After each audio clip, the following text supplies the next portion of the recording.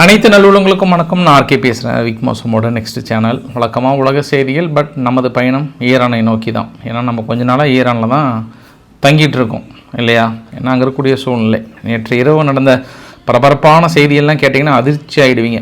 அந்த அளவுக்கு பரபரப்பான செய்திகள். ஈரானுடைய வான்பரப்பு ஆல்மோஸ்ட் க்ளோஸ் பண்ணிட்டாங்க, எதுவுமே இல்லை. ஆனால் ரெண்டு விமானம் மட்டும் தைரியமாக வந்து இறங்கினாங்க. எந்த நாட்டு விமானம்?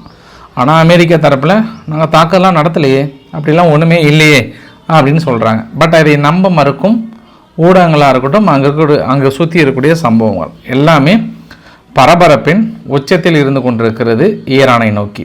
எந்த நேரத்திலும் எதுனாலும் நிகழலாம் என்ற பரபரப்பு தொற்றி கொண்டிருக்கிறது. அதனால் நமது பயணம் ஈரானை நோக்கி இருக்க போகிறது. சுற்றி இருக்கக்கூடிய அரசியல் நிகழ்வுகள், கிரீன்லாந்து நடந்த விஷயங்கள், அடுத்து பேச்சுவார்த்தை வேறு அமெரிக்கா போனாங்க, அப்புறம் ரஷ்யா உக்ரைனில் தாக்கல் நடத்துகிறதா, இல்லை அமைதியாக உலகில் அமைதி மலர்ந்து கொண்டிருக்கிறதா, இந்த மாதிரி நிறைய விஷயங்களை பேசலாம். ஈரானுக்குள்ளே போகிறதுக்கு முன்பு அனைவருக்கும் இனிய தை திருநாள், சூரியன் பொங்கல் நல்வாழ்த்துக்கள். நல்லபடியாக கொண்டாடுங்க, சூப்பராக கொண்டாடுங்க, செலிப்ரேட் பண்ணுங்கள், என்ஜாய் பண்ணுங்கள், சேஃபாக இருங்க. நாளைக்கு முடிஞ்சால் லைவில் சந்திக்கலாம் நாங்கள் இல்லையா? ஸோ நம்ம வீடியோக்குள்ளே போகலாமா? தயார் தானே? வாங்க போகலாம்.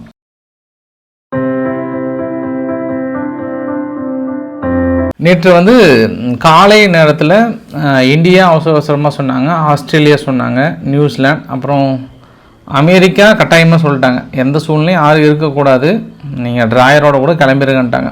அன்ட்ராயரோட கூட நிறைய பேர் கிளம்புனாங்கன்னு சொன்னாங்க. அவங்களே எல்லை பகுதியில் எல்லாமே ஆல்மோஸ்ட் கிளம்பிட்டாங்க. அதுக்கப்புறம் அறிவித்த நாடுகள்லாம் பாருங்கள். நேற்று மாலைக்குள்ளார உலகத்தில் இருக்கக்கூடிய பெரும்பான்மையான நாடுகள், இது எல்லாமே அனௌன்ஸ் பண்ண நாடுகள். இந்த full list of country, Afghanistan, Albania, Algeria, Lebanon, எல்லா நாடுகளுமே வந்து அவங்கவுங்க நாட்டோட செய்தி குறிப்பில் மக்களே யாருமே அங்கே இருக்காதீங்க, எவ்வளோ சீக்கிரம் வெளியேற முடியுமோ வெளியேறிடுங்கன்ட்டாங்க. அப்போ தாக்குதலுக்கான பரபரப்பு எல்லாமே அப்படியே தொற்றிடுச்சா? அப்போ கண்டிப்பாக ஈரானுடைய ரேடார் சிஸ்டம் பயங்கர ஃபுல் அலர்ட்டில் இருக்கா? அதுக்கு ஏற்கனவே அல் உதைத் ஏர்பேஸ் வந்து எம்டி பண்ணி வச்சுருக்காங்களா? ஏன்னா இன்றைக்கி கூட அதை கன்ஃபார்ம் பண்ணியிருக்குமா?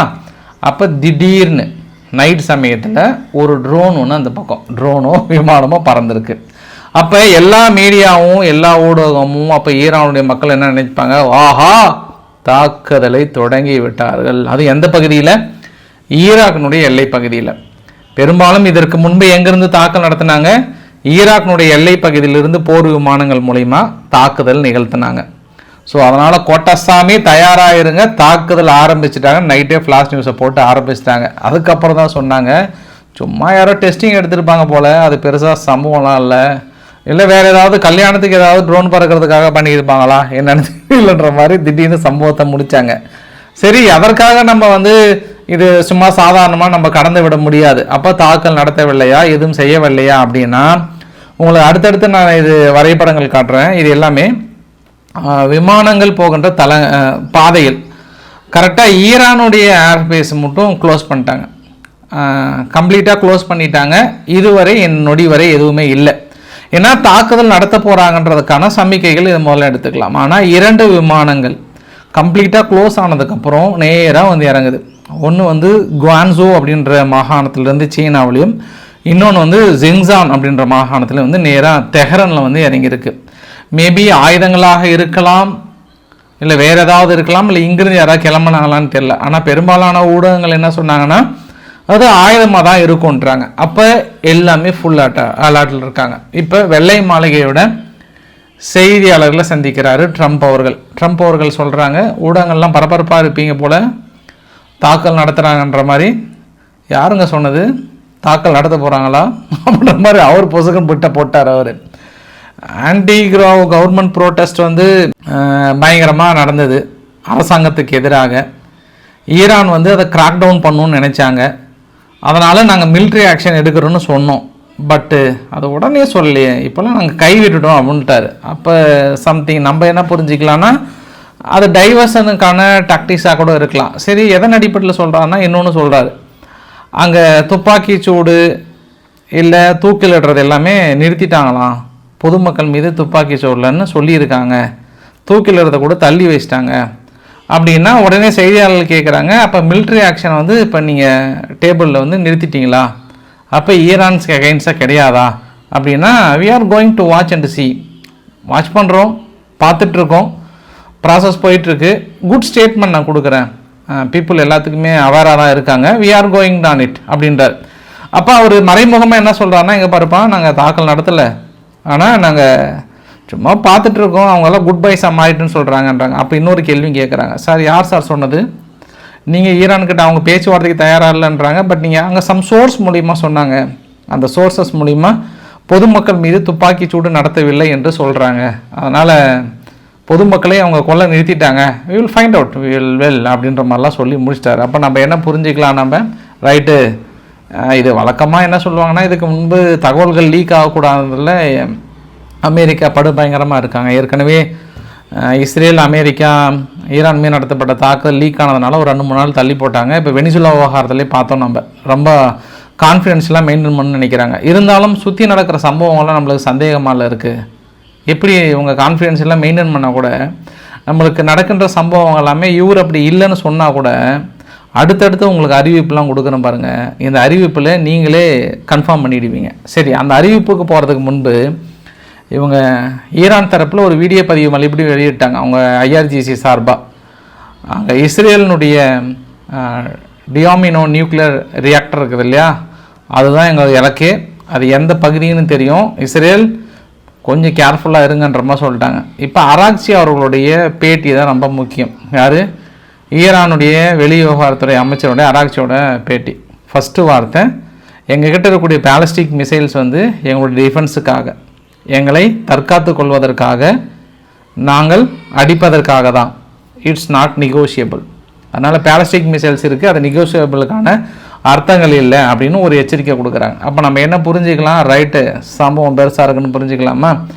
இன்னொன்று என்னென்னா, நாங்கள் ப்ரோட்டஸ்ட்டுக்கு எதிராக நடத்தலை, தீவிரவாதத்துக்கு எதிராக தான் ஃபைட்டிங் பண்ணிகிட்ருக்கோம். அப்போ எங்கள் நாட்டுக்குள்ளே போராட்டக்காரர்களுக்கு எதிராக கிடையாது, தீவிரவாதிகளுக்கு எதிராக தான். அதனால் ஈரான்ற பாருங்க இஸ்ரேலை சார்ந்த நபர்கள் ஊடுருவி இருக்காங்க, ஊடுருவி இந்த தாக்கல் நிகழ்த்தி இருக்காங்க.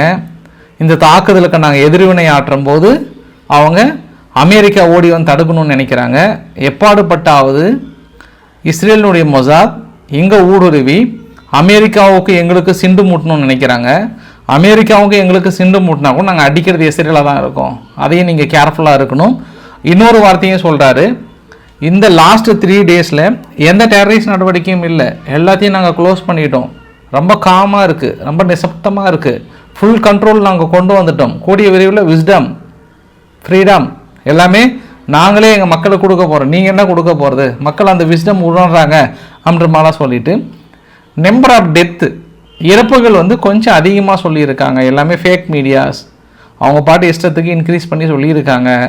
நாங்கள் கூடிய வரையில் அனௌன்ஸ் பண்ண போகிறோம் எவ்வளோ பேர் இறந்தாங்கன்ற மாதிரி சொல்லியிருக்காங்க. ஃபைனலாக நீங்கள் அமெரிக்காவுக்கு என்ன சொல்ல விரும்புகிறீங்க அப்படின்னு கேட்குறாங்க. அவர் என்ன சொல்கிறாரு, ஜூன் மாதம் நடந்த சேம் மிஸ்டேக்கை பண்ண விரும்பாதீங்க, ஜூன் மாதமே உங்களுக்கு ஃபெயிலியர் எக்ஸ்பீரியன்ஸ், நீங்கள் எங்களுக்கு என்ன பண்ணீங்களோ சேம் ரிசல்ட் தான் உங்களுக்கு இப்பயும் கிடைக்கும். நீங்கள் எங்களோட ஃபெசிலிட்டிஸ் அழிச்சிட்டுன்னு சொன்னீங்க, மிஷின்ஸ் அழிச்சிட்டுன்னு சொன்னீங்க, ஆனால் எங்கள் டெக்னாலஜி அழிக்க முடியாது உங்களால். என்ன நீங்கள் பெருசாக சாதிச்சிட்டீங்க, ஜூன் மாதம் நடந்த ஃபெயிலியர் உங்கள் மனசுக்குள்ளே வந்துட்டு போயிட்டே இருக்கணும், பெருசாக சாதிச்சிட்ட மாதிரி கொண்டாடுனீங்கள, உங்களுக்கான நாட்கள் எண்ணப்பட்டு கொண்டு இருக்கிறது. 2015 25 வரைக்கும் நீங்கள் போடாத பொருளாதார தடை கிடையாது. கடந்த 20 வருஷமாக நாங்கள் எப்படி இது போராடி வென்றோமோ அதே மாதிரி தான் இந்த முறையும் போராடி வெல்ல போகிறோம். தயார், எதற்கும் தயார். ஜூன் மாதமே அதற்கான பாடங்களை கற்பித்து விட்டோம். எங்கள் பேலஸ்டிக் மிசைல்ஸ் தயாராக இருக்குது. ஒரே ஒரு நிலைகளை கூட விட மாட்டோம், முடிச்சிடவும் அமெரிக்கா முடிச்சிடவும் அப்படின்னு அமெரிக்கா தரப்பில் காத்திருக்கிறாங்க. ஆனால் மறுபடியும் சொல்கிறேன், அல் உதைத் ஏர்பேஸ் வந்து எந்த அளவுக்கு எம்டி பண்ண முடியுமோ எம்டி பண்ணி வைத்திருக்காங்க. இவர் அராக்சி அவர்கள் ஈரானுக்குள்ளார அமைதி திரும்பி விட்டது, அமைதி வந்து விட்டதுன்னா கூட நேற்று இரவு தெஹ்ரானுக்குள்ளார ஒரு சில இடங்களில் போராட்டங்கள் பார்க்க முடிகிறது. இறந்த உடல்களை கொடுக்கும்போது அடக்கம் செய்கின்ற பகுதியில் டெத் டு காமேனின்ற வாசகங்கள் காதுகளில் ஒளிர்கின்றது. ஏன்னா அங்கே மக்கள் ப்ரோட்டஸ்ட் எல்லாமே சுட்டு வீழ்த்தினாங்கல்ல, அவங்க அந்த கோபத்தில் இருக்காங்க, அந்த வெறியில் இருக்காங்க. நேற்று தூக்கில் இட்டாங்களான்னா தூக்கில் இடவில்லை என்று ஈரான் ஊடகங்கள் சொல்கிறாங்க. ஆனால் மற்ற ஊடகங்கள் இல்லை தூக்கில் இட்டுட்டாங்க அப்படின்ற மாதிரி வந்து சொல்கிறாங்க. அதுவுமே தொடர்ந்து கான்ட்ராவர்சியாக வந்து போயிட்டுருக்கு. சரி, உங்களுக்கு இன்னொரு பயங்கரமான ஒரு ஷாக்கிங் நியூஸ் என்ன அப்படின்னா, நான் ஏற்கனவே சொன்னேன், ஒரு போருக்கான அறிகுறி என்ன அப்படின்னா, முதல் கட்டமாக போர் விமானங்களை கொண்டு வந்து ஈரானுடைய எல்லைப்பகுதியில் நிறுத்தினாதான் நம்ம போர் தாக்குதலுக்கான அறிகுறியை நம்மளால் உணர முடியும். அதுவரை யார் என்ன சொன்னாலும் கொஞ்சம் டவுட்டாக தான் இருக்கும் அப்படின்னு நம்ம சொன்னோம்னா, இன்றைக்கி காலையில் அவசர அறிவிப்பு, அமெரிக்காவுடைய ஆப்ரஹாம் லிங்கன் கப்பலும் மற்ற கப்பலும் தென்சீன கடல் பகுதியிலிருந்து ஈரானை நோக்கி அதிவிரைவாக விரைந்து கொண்டிருக்கிறது. இதை எப்படிப்பா நீ இவ்வளோ அக்யூரேட்டாக சொல்கிற, பக்கத்துலேருந்து போய் எட்டி பார்த்தியாப்பா அப்படின்னு கேட்டிங்கன்னா, இந்த வரைபடங்கள் அதுக்கான லொக்கேஷனை நம்மளுக்கு காட்டும். வரைபடங்கள், முதல் வரைபடங்கள் உங்களுக்கு பச்சை கலரில் இருக்குது பார்த்தியா, பச்சை கலர் எல்லாமே வந்து டெப்ளாய்டு, அதாவது உடனடியாக ஈரானை நோக்கி விரைவு செய்கிறது. அப்படின்னா உங்களுக்கு 2, 3, 13 இதெல்லாம் தென் சீன கடல் பகுதியில் இருக்குது, ஆஸ்திரேலியாவுக்கு மேலே இருக்குது பார்த்தியா, இது சீக்கிரமாக போய் சேர்ந்துடும். அதாவது ஒரு 2-3 நாட்களில் போய் சேர்ந்துடும். ஆனால் அங்கே அமெரிக்கா பக்கத்தில் இருக்குது பார்த்தியா, அது வந்து சேர்றதுக்கு 15 நாள் பக்கம் ஆகிடும். ஆனால் அது பேக்கப் மேபி அது இஸ்ரேல்கிட்ட போகிறதுக்கு வாய்ப்புகள் இருக்குது. இஸ்ரேல்கிட்ட இருந்து வான்தடுப்பு சாதனங்களை பெரிதளவு செயல்படுத்துறதுக்கு வாய்ப்புகள் இருக்குது. அப்போ இவங்க போர் விமானத்துக்காக வெயிட் பண்ணுறாங்களா அப்படின்றத பார்க்க முடியும். நான் சொல்கிறது நீல கலர் மட்டும்தான். அதே சிவப்பு கலர் என்ன அப்படின்னா, அது வந்து ஆக்டிவ் பொசிஷனில் தான் இருக்குது. ஆக்டிவ் பொசிஷன் அப்படின்னா அது மேபி அமெரிக்கா கிட்டே நிறுத்துகிறாங்களா என்னன்னு தெரியல, அதுக்கான உத்தரவுகள் இல்லை. ஆனால் இப்போது நிலைமைக்கு பச்சை கலர் ஃபுல்லாகவே அந்த இடத்துக்கு எவ்வளோ சீக்கிரம் விரைய முடியுமோ ரொம்ப ஸ்பீட் அண்ட் குயிக்காக போக சொல்லியிருக்காங்க. ஆனால் அதில் ரெட் கலர் இருக்குது பார்த்தியா, 8, 9, 11 எல்லாமே அண்டர் மெயின்டெனன்ஸ் இருக்குது. அதனால் அது வாய்ப்புகள் கொஞ்சம் கம்மியாக இருக்குது. தேவைப்படும் பட்சத்தில் அந்த ஆரஞ்சு கலர் 6, 7 இருக்க நம்பர் பார்த்தியா, அது வந்து கொண்டு வருவதற்கான வாய்ப்புகள் இருக்குன்றாங்க. ஸோ எல்லாமே பச்சை வந்து டெப்ளாய்டு, ப்ளூ கலர் அண்டர்வே, நீல அதுக்கு இன்னொன்று வந்து ஆக்டிவ் பொசிஷனில் இருக்காங்க. இது எல்லாமே ஈரானை நோக்கி விரைகிறது. அதற்கான வீடியோ பதிவுகளும் அந்த ஜிபிஎஸ் லொக்கேஷனும் வந்து கொண்டிருக்கிறது. அப்போ இது முதல் அறிகுறி.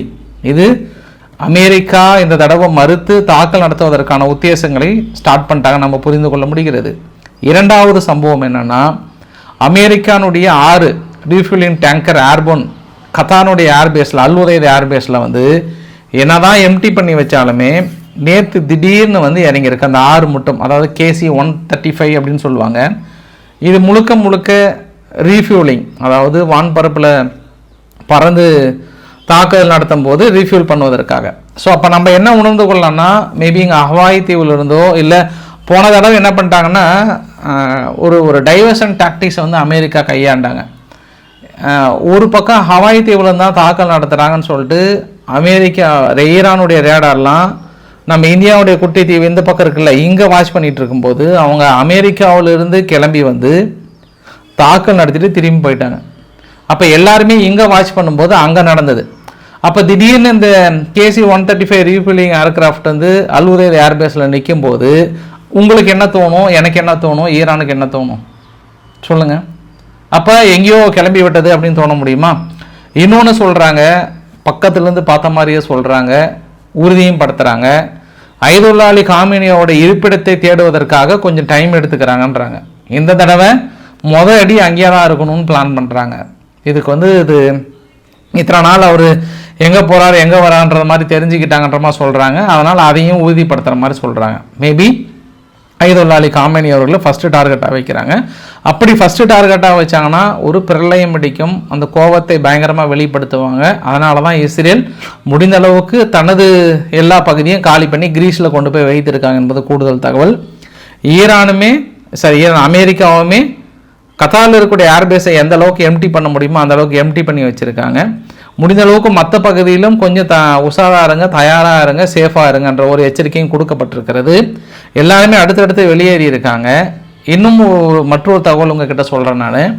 இந்த விக்ஸாப் அவர்கள் இருக்கிறார் இல்லையா, அவரும் இந்த ரெய்ஸா பலாவி அவர்களும் உட்காந்துட்டு மேக் அமெரிக்கா கிரேட் எகைன் என்ற நொடியிலிருந்து தொடங்கிவிட்டது. The good news is on the way, காத்திருங்கள், விழித்திருங்கள், முழித்திருங்கள், சுதந்திரம் வந்து விட்டது அப்படின்னு சொல்கிறாரு.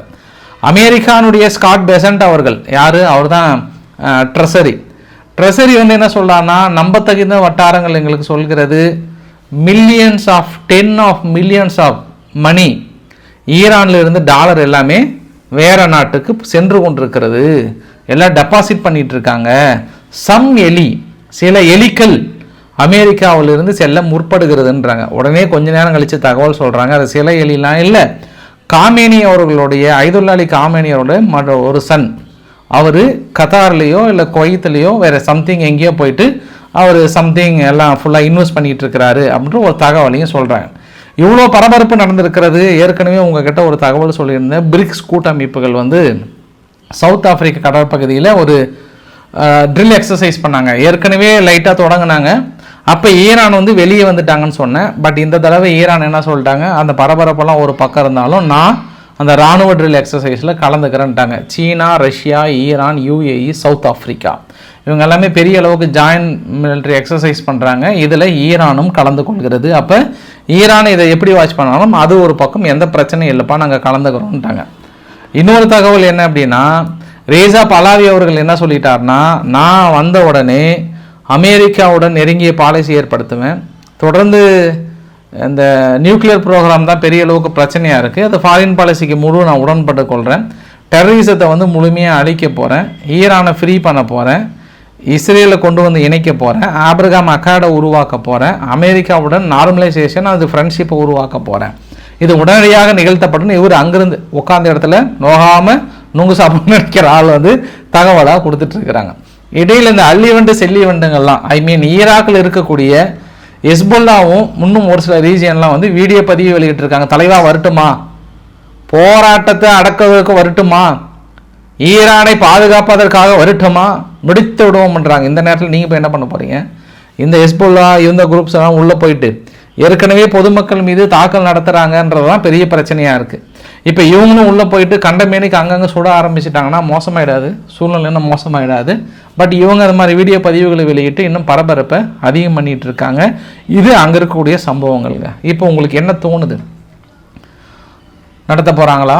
சில பேர் நினைக்கலாம், நீ மட்டும் தான்ப்பா சொல்லிகிட்டு இருக்கிற அப்படின்லாம் நினைக்காதீங்க. இந்த தடவை 100 இல்லை 200 இல்லை, நீங்கள் எத்தனை பர்சன்டாலும் ஃபில் பண்ணிக்கோங்க. கண்டிப்பாக நிச்சயமாக இந்த இதில் நான் பின்வாங்கலை, ஈரான் மீது தாக்குதல் நடத்துகிறாங்க, ஐதுல்லா அலி காமேனி அவர்களை குறி வைக்கிறாங்க, பிரிக்ஸ் கூட்டமைப்பை உடைக்கணும்னு முடிவெடுக்கிறாங்க. பிரிக்ஸ் கூட்டமைப்போட ஒற்றுமையை இனி நம்ம பார்க்க வேண்டிய ஒரு சூழ்நிலையாக இருக்கிறது. இது மிகப்பெரிய நெருக்கடியான காலகட்டம். நான் தொடர்ந்து சொல்லிகிட்டே இருக்கேன், பார்க்கலாம் நம்ம என்ன நடக்கிறதுனா. ஆனால் இந்தியாவுடைய ஜம்மு காஷ்மீரில் தொடர்ந்து ஈரானுக்கு ஆதரவான ப்ரோட்டஸ்ட் நடந்துட்டு தான் இருக்குது. இதே சமயத்தில் அமெரிக்காவில் போராட்டம் கடுமையாக்கப்பட்டிருக்கிறது. மினிசோட்டான்ற பகுதியில் குடியேறிய அதிகாரிகள் மேலும் ஒரு நபரை சுட்டுட்டாங்க, அதாவது அகதிகளாக சுட்டுட்டாங்கன்றாங்க. ஏற்கனவே ஒரு அம்மாவை சுட்டதுக்கு பெரிய பிரச்சனை, கட்டுப்படுத்த முடியாமல் இருந்தது. இப்போ 2வது நபரை சுட்டதுனால கலவர பூமியாக மாறிக்கொண்டிருக்கிறது. 2 தரப்புலையும் அடித்தடி ரொம்ப மோசமாகிடுச்சு. அமெரிக்காவில் அதை விட மோசமாக இருக்குது என்பதும் குறிப்பிடத்தகுந்த விஷயம். ஸோ நீங்கள் அங்கே பார்க்குறதுக்கு பதில் முதல்ல உள்நாட்டிலையும் பாருங்கள் அமெரிக்கா, அதுவும் மிகப்பெரிய பிரச்சனையாக இருக்கிறது. கூடுதல் தகவல், வெனிசுலா மீது தாக்கல் நடத்துவதற்கான முழு அதிகாரம் ட்ரம்ப் கிட்ட இல்லை, அதை பறிக்க வேண்டும் என்று செனட் ஏற்கனவே கொண்டு வந்த தீர்மானத்தை மறுபடியும் கொண்டு வராங்க. இப்போ செனட் வந்து 51-50 நிற்குது. அப்போ ஸ்பீக்கர் வந்து ஓடி வந்து 51வது போட்டால் அதை நில் பண்ணிட்டார். அதாவது ட்ரம்ப்புக்கான அதிகாரத்தை குறைக்கும் அந்த மசோதாவில் நில் பண்ணி அப்படியே ஹோல்டு பண்ணி வைத்திருக்காங்கன்றது ஒரு கூடுதல் தகவலாக சொல்ல முடியுங்க. மற்றொரு தகவல், ரஷ்யாவிலிருந்து காஸ்பியன் சீயில் ஈரானுக்கு வந்திருந்த மிக முக்கியமான கப்பல் ஒரு 14 மெம்பர் அதில் வந்து பயணம் பண்ணியிருக்காங்க, திடீர்னு மூழ்கினதாக சொல்கிறாங்க. அதாவது துர்க்மெனிஸ்தான் வந்து உறுதிப்படுத்தியிருக்காங்க. அந்த கப்பல் மேபி ஆயுதங்கள் கொண்டு வந்திருக்கிறதா என்னன்னு தெரியல, ஆனால் மூழ்கி கொண்டிருக்கிறது அப்படின்ற மாதிரி சொன்னாங்க. யார் அட்டாக் பண்ணாங்க, ட்ரோன் அட்டாக் பண்ணாங்களா என்னன்னு தெரியல. அங்கே இருக்கக்கூடிய சம்பவம். கிரீன்லாந்துடைய சம்பவம் என்ன ஆச்சுன்னா, கிரீன்லாந்து டென்மார்க்கினுடைய பேச்சுவார்த்தை அமெரிக்கா சார்பாக போனாங்க. ஆனால் பேச்சுவார்த்தை கம்ப்ளீட்டாக ஃபெயிலர்னு முன்னாடியே சொல்லிட்டாங்க. முடித்ததுக்கப்புறமும் இல்லை, எங்களுக்கு உடன்பாடு இல்லைன்ட்டாங்க. அப்போ முதல் கட்டம் அமெரிக்கா அனுப்பிய பேச்சுவார்த்தை தோல்வி. ஆனால் அங்கே இருக்கக்கூடிய டேனிஷனுடைய மினிஸ்டர்ஸ்லாம் என்ன சொல்லிட்டாங்கன்னா, ஐரோப்பா நாடுகள் ஒன்றிணைய வேணும்ட்டாங்க. ஜெர்மனி எழுந்துட்டாங்க. ஜெர்மனி தனது படை வீரர்களை இப்போ அனுப்பிட்டு இருக்காங்க. அவ்வளோதான். இனி அமெரிக்கா கனவுல கூட நினச்சி பார்க்க முடியாது நினைக்கிறீங்கள. ஆயிரக்கணக்கான வீரர்கள் அனுப்பிட்டு இருக்காங்கன்னு நீங்கள் நினைக்கிறீங்கள. ஜெர்மனி போர் வீரர்களை அனுப்புகிறாங்க டென்மார்க்குக்கு. உடனே உங்கள் மனசுக்குள்ளே ஒரு கவுண்ட்டு சொல்லுங்களேன் ப்ளீஸ். நான் இந்த தடவை உங்ககிட்ட எதிர்பார்க்குறேன். போர் வீரர்கள் அனுப்புகிறாங்க அப்படின்னோடனே எத்தனை பேர் நீங்கள் நினைக்கிறீங்க? இப்போ அமெரிக்கானா ஒரு பிம்பம், ஆயிரக்கணக்கான வீரர்கள் இருப்பாங்க. அதை தடுக்கணுன்னா சாதாரணமாக உங்களால் ஈடுபட முடியாது. நானும் அப்படி தான் நினச்சேன். அட்டேங்க அப்பா, ஜெர்மனி களத்தில் இறங்குது, ஃப்ரான்ஸ் வேறு போர் வீரர்கள் அனுப்புகிறேன்றாங்க, சுற்றி அனுப்புகிறாங்களே அப்படின்னா கடைசியில் சொல்கிறாங்க யார், ஜெர்மனி வந்து 13 வீரர்கள் அனுப்புகிறாங்க. 13 வீரர்கள் அனுப்பி இங்கே அமெரிக்கா உள்ள வரதை தடுக்கிறேன்னு நீங்கள் சொல்கிறீங்களே, சரி டென்மார்க் நீங்கள் எவ்வளோப்பா வீரர்கள் அனுப்புகிறீங்கன்னா எவ்வளோ 100 பேர் எவ்வளோ சொல்கிறாங்க. சரி ஃப்ரான்ஸ் நீங்கள் எவ்வளோப்பா அனுப்புகிறீங்க இன்னும் அவங்க லிஸ்ட்டு கொடுக்கல. அது 15 13 இருக்கும். கஷ்டப்பட்டு எல்லாம் சேர்த்தனா கூட 100 தாண்டாது பாஸ், 200 தாண்டாது பாஸ். இவங்க என்ன பாஸ் இவங்க தடுக்க போகிறாங்க? அதனால தான் ட்ரம்ப் அவர்கள் தெளிவாக சொல்லிட்டாங்க, நாங்கள் ஐரன் டோம் இல்லை, அது பேர் என்னது, ஒரு கோல்டன் டோம் 175 பில்லியன் அளவுக்கு கோல்டன் டோமை உருவாக்க போகிறோம். அந்த கோல்டன் டோம் உருவாக்கணுன்னா எங்களுக்கு டென்மார்க்கில் கிரீன்லாந்து கண்டிப்பாக தேவை. அது யார் என்ன தடை விதித்தாலும் அது வந்தே தேரும். ஏன்னா பாதுகாப்பு உறுதி பண்ணணும், நேட்டோ நாடுகளை ஸ்ட்ராங் பண்ணணும்னு நினைக்கிறோம். ஸோ நேட்டோ நாடுகளை ஸ்ட்ராங் பண்ணணும்னா நீங்களே முடிவு பண்ணிக்கோங்க, நாங்கள் வெளியே வந்துட்டோன்னு நீங்கள் காலி ஆகிடுவீங்க, டூவாடை முடிச்சுக்கோங்கன்ட்டாங்க. இது நம்ம ரொம்ப அருமையாக இருக்குங்க, சூப்பராக இருக்குங்க, பிரகாசமாக இருக்கிறது. அங்கே இருக்கக்கூடிய சூழ்நிலைகளை திருப்தியாக இருக்குது எனக்கு. கிரீன்லாந்து விவகாரத்தை பொறுத்த வரைக்கும் அமெரிக்கா கைப்பற்றியது என்றால் இனி எந்த நாட்டிலையும் அவங்க அதிகாரத்தை செலுத்த முடியாது. அவங்க திருப்பி நம்ம கேட்கலாம், நீ யோகியமானு கேட்பாங்க எல்லா நாடுகளுமே. ஏன்னா இதுக்கப்புறம் நாட்டாமன்ற பேரில் போயிட்டு நடுநிலை வகிச்சு லேட்ஸ் மேக்கே டே அப்படின்னு ஓடி வந்தால் முதல்ல ஓண்டியில் பாருன்னுவாங்க. அந்தளவுக்கு கேட்க முடியாதா, சும்மா நம்ம சொல்லிக்க வேண்டியதுதான். அதையும் ஒரு குறுக்கு தகவலாக சொல்லிடுறேன் நான். இவ்வளோ பேசுகிறமே, அங்கே ரஷ்யா உக்ரைன் தாக்கல் நடந்து கொண்டா இருக்கிறதா என்றால் 2 வரைபடத்தை உங்ககிட்ட காட்ட விரும்புகிறேன். முதல் வரைபடம் ரஷ்யா உக்ரைன் மீது நடத்தப்பட்ட தாக்குதல். கியூவை தொடர்ந்து டார்கெட் வைக்கிறாங்க, பேட்டரி சிஸ்டத்தை கொலாப்ஸ் பண்ணுறாங்க, -10 டிகிரி செல்சியஸில் மக்கள் தடுமாறி கொண்டிருக்கிறார்கள், தொடர்ந்து செயல்பட முடியாமல் தடுமாறி கொண்டிருக்கிறோம்ன்றாங்க. தொடர்ந்து உக்ரைனுடைய இன்ஃப்ராஸ்ட்ரக்சர்ஸை நேற்று 14ஆம் தேதி பெரிய தாக்கல் நிகழ்த்தியிருக்காங்க. இது ஃபுல்லாக ரஷ்யா நடத்திய தாக்குதல், பதிலுக்கு அவங்களும் தாக்கல் நடத்தியிருக்காங்க. உங்களுக்கு அடுத்த வரைபடத்தை காட்டுறேன். இது உக்ரைன் 13-14ஆம் தேதி 207 ட்ரோனுக்கு மேலே தாக்கல் நிகழ்த்தியிருக்காங்க. ஒவ்வொரு ரீஜியனும் குறி வைத்திருக்காங்க. ஒவ்வொரு ரீஜியனும் நாங்கள் இடைமறித்து தாக்கல் நடத்துன்னு சொல்லியிருந்தா கூட அவங்களும் சொல்கிறாங்க, எங்கள் ரோஸ்டோவ் ரீஜியன் வந்து தாக்கல் நடத்தப்பட்டிருக்கு. தொடர்ந்து 2-3 நாட்களாக ரஷ்யாவுடைய விமான நிலையங்கள் கம்ப்ளீட்டாக க்ளோஸ் பண்ணிட்டுக்கிறாங்க, மாஸ்கோவிலிருந்து முக்கிய விமான நிலையங்கள். ஸோ இஸ்ரேல்னு பாருங்கள், உக்ரைனும் பெரிய அளவுக்கு டஃப் கொடுத்துட்ருக்காங்க. அப்போ நம்ம என்ன நினைக்கலாம், யுத்தம் குறையவில்லை, கடுமையாக்கப்பட்டிருக்கிறது. இங்கே நம்ம கான்சன்ட்ரேட் இங்கே இருக்கிறதுனால அங்கே தாக்கல் நிகழ்ந்து கொண்டு தான் இருக்கிறது. இப்போ உக்ரைன் ஓடி வந்து அடுத்த ஒரு பகீர் குற்றச்சாட்டை சுமத்துகிறார்கள். அவர்கள் குறிப்பிட்ட பகுதியை மட்டும் நிறுத்தவில்லை. இந்த வரைபடத்தை பார்க்குறீங்கல்ல, அடுத்து Kharkiv oblast, Dnipro oblast, மைக்கோல்வியா, Odisha இந்த பகுதியும் அடுத்து பிடிக்க போகிறாங்கன்றாங்க. சரி, நீங்கள் என்ன சொன்னாலும் சொல்லனாலும் ஈரானும் இல்லை கிரீன்லாந்து விவகாரம் வந்துச்சுன்னா உக்ரைனுக்கு ரொம்ப ரொம்ப டேஞ்சர் ஆகிடும். அதனால் ஜெலன்ஸ்கி கொஞ்ச நாளாக அமைதியாக்குறாங்க. வெனிசுலாவில் ரொம்ப நாளைக்கு அப்புறம் நிக்கோலஸ் மதுரோ அவர்களை விடுதலை செய்ய வேண்டும் என்று மக்கள் ஒருங்கிணைந்து போராட்டத்தை நிகழ்த்தியிருக்கிறார்கள் என்பதும் ஒரு கூடுதல் தகவலாக சொல்ல முடியும் நம்ம. ஸோ நானும் அடுத்த பொங்கல் பிஸியில் இருக்க நம்மளுக்கு இரவு பதிவில் உங்களை சந்திக்கலாம். டீட்டெயிலாக எங்கேயும் போக மாட்டேன், தகவல் உங்களுக்கு வந்து கொண்டே இருக்கும். ஸோ பிடிச்சிருந்தால் லைக் பண்ணுங்கள், ஃப்ரெண்ட்ஸ்க்கு ஷேர் பண்ணுங்கள், சப்ஸ்கிரைப் பண்ணுங்கள். ரவிக்குமார் கிச்சன். நன்றி, வணக்கம்.